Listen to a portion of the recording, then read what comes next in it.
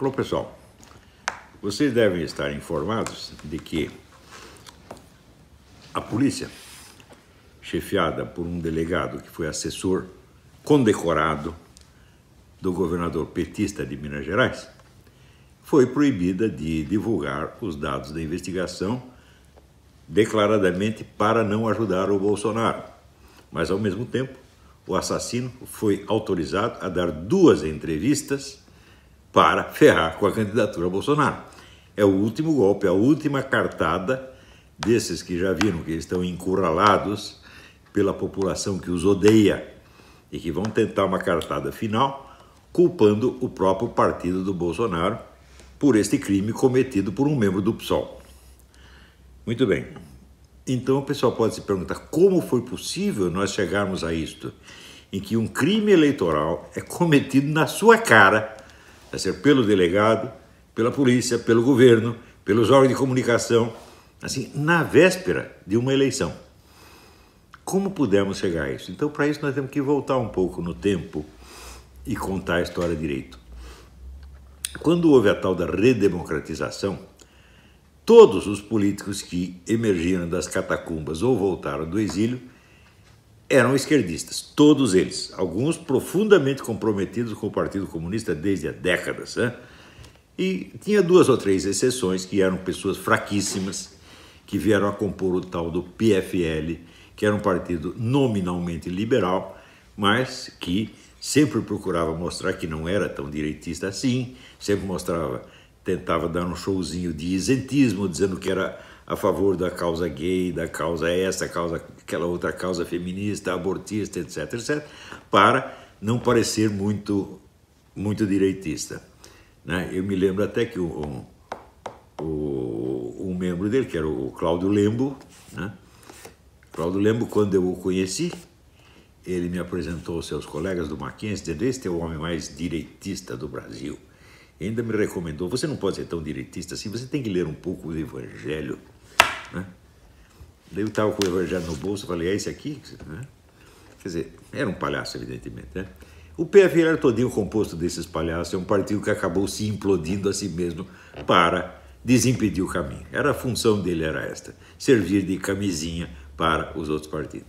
Fora disso, havia 3 agremiações em jogo, que eram o PT, o PSDB e o PMDB. Desses, assim, o PT era assim, o comunista mais radical, o PSDB era o comunista adocicado e o PMDB, que sempre foi controlado pelo Partido Comunista, tinha a função de parecer o partido isento, quer dizer, o partido sem autodefinição ideológica, onde os 2 outros podiam fazer as misturas que quisessem. Este composto, que estava 100% a serviço dos comunistas, foi o que constituiu o que nós chamamos a democracia brasileira, a redemocratização. Então era um sistema calculado para haver sempre um rodízio de poder entre o PT e o PSDB, com a ajuda dos seus servidores no PMDB. Isto foi a democracia. Ora, acontece que esta democracia estava contra a maioria da população. A maioria da população brasileira, segundo todas as pesquisas, era acentuadamente conservadora, sobretudo no ponto de vista moral e social. Isso todas as pesquisas, inclusive da Datafolha, mostravam isso. Então, num país que tinha a maioria de 70% a 80% de conservadores, você não tinha um partido conservador, não tinha um jornal diário conservador, não tinha um canal de TV conservador, não tinha uma universidade conservadora, não tinha uma revista semanal conservadora, não tinha nada. Ou seja, a população foi totalmente excluída da democracia. No entanto, essa democracia, ela tinha a seu favor a estabilidade, ela funcionava, ela tinha eleições e parecia que estava tudo normal, vamos dizer, de um certo ponto para cima. Aqui embaixo estava tudo, né, todo mundo oprimido, sem ter meios de expressar a sua opinião, mas lá em cima estava muito bem, era a democracia deles. Essa democracia foi muito bem vendida internacionalmente, mesmo porque todos esses políticos tinham um certo prestígio internacional e nós sabemos que o comunismo é uma rede internacional. O comunismo e o socialismo são redes internacionais, não são partidos nacionais. Todos eles estão ligados, têm conexões com o mundo inteiro e têm o apoio das grandes megafortunas, né? Os bancos, o pessoal do Bilderberg, né? George Soros, Zuckerberg, toda essa gente. Então, é um poder descomunal que controlava o Brasil, quer dizer, a parte superior do Brasil, né, mantendo o povo sob censura, com mordaça, durante 30 ou 40 anos. Isto foi a democracia brasileira. Muito bem.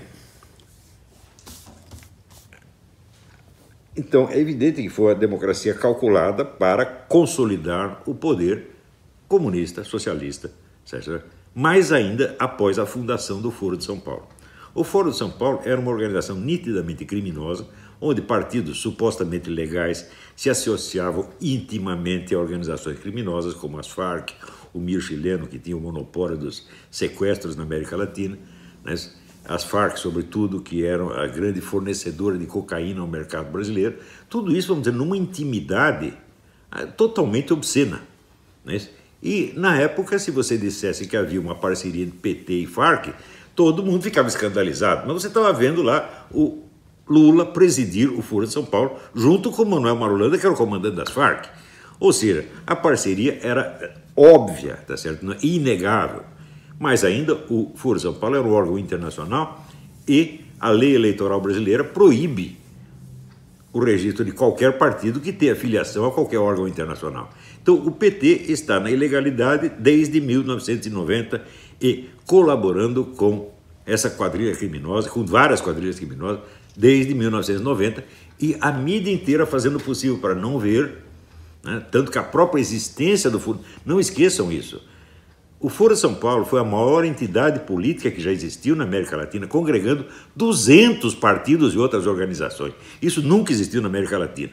E durante 16 anos, a mídia inteira escondeu e negou a existência do Foro de São Paulo.